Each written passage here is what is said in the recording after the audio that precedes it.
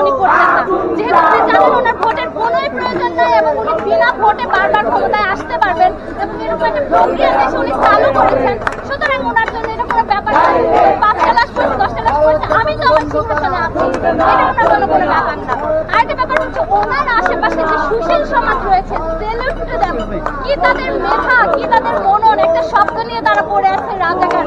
Satire বলে যে একটা শব্দ আছে, এটা ওনাদের জানাই নেই যে রাজাকার কে বলেছে।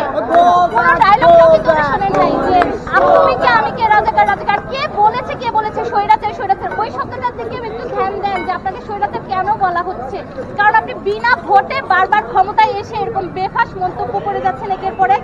এবং আপনি দেখছেন যে আপনি ভারত যাচ্ছেন, চীন যাচ্ছেন, আপনি যুক্তরাষ্ট্রের সাথে তাল মিলিয়ে চলছেন। আপনি জানেন বহির্বিশ্ব আপনাকে এখন পর্যন্ত গদিতে বসিয়ে রেখেছে জনগণের ভোট ছাড়া।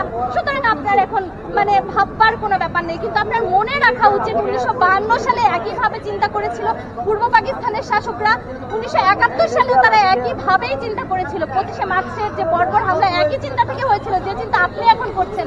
হল বন্ধ করে দেবেন, ইউনিভার্সিটি বন্ধ করে দেবেন, স্কুল কলেজ বন্ধ করে দেবেন, এগুলো হয়েছিল, আগেও হয়েছিল। অতীত থেকে শিক্ষা নেন, হিস্ট্রি রিপিটস ইটসেলফ। আপনি বলেন নেটওয়ার্ক বন্ধ করে সেটা বলেন।